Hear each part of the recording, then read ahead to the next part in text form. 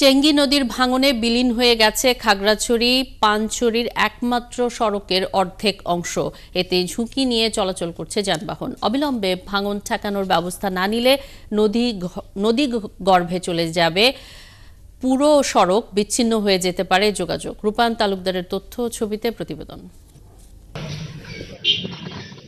এই দৃশ্য খাগড়াছড়ি পানছড়ির একমাত্র সড়কের গিরিফুল মধু দোকান এলাকার।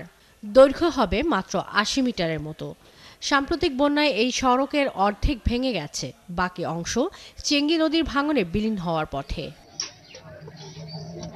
এমনিতেই খানাখন্দে ভরা খাগড়াছড়ি পানছড়ির ২৫ কিলোমিটার সড়ক এখন সদরের গিরিফুল মধু দোকান এলাকায় দেখা দিয়েছে নদী ভাঙন। এই ভাঙন ঠেকাতে না পারলে নদীতে বিলীন হয়ে যাবে দোকানপাট, ঘরবাড়ি, বন্ধ হয়ে যাবে সড়ক যোগাযোগ। এখানে এটা সড়ক, এখানে চেঙ্গি নদী ভাঙনের কারণে এখানে একটা গুরুত্বপূর্ণ সড়ক, এখানে যে কোনো সময় বন্ধ হয়ে যেতে পারে। ভেঙে যাওয়ার কারণে আমাদের চলাচলে অনেক সমস্যা হচ্ছে। যান চলাচল ও জনগণের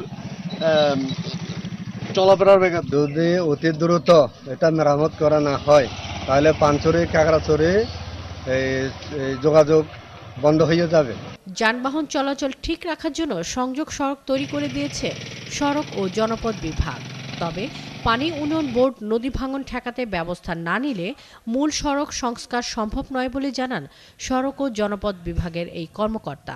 পানি উন্নয়ন কাজ করতেছে, ওরা যতদিন পর্যন্ত ওদের কাজ শেষ করতে পারবে না আমরা রাস্তা মেরামত করতে পারবো না, আর ওনাদের কাজ শেষ করার পরে আমরা রাস্তা মেরামত করব।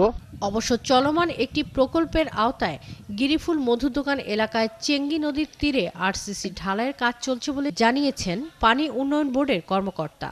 যে রাস্তার পাশে ভাঙ্গন, ওটা অন্তর্ভুক্ত আছে এবং ওই ভাঙ্গন প্রতিরক্ষায় ইতিমধ্যে সিসি ব্লক ঢালাই সম্পন্ন হয়েছে। চলমান প্রকল্পের মেয়াদ জুন ২০২৫ পর্যন্ত রয়েছে।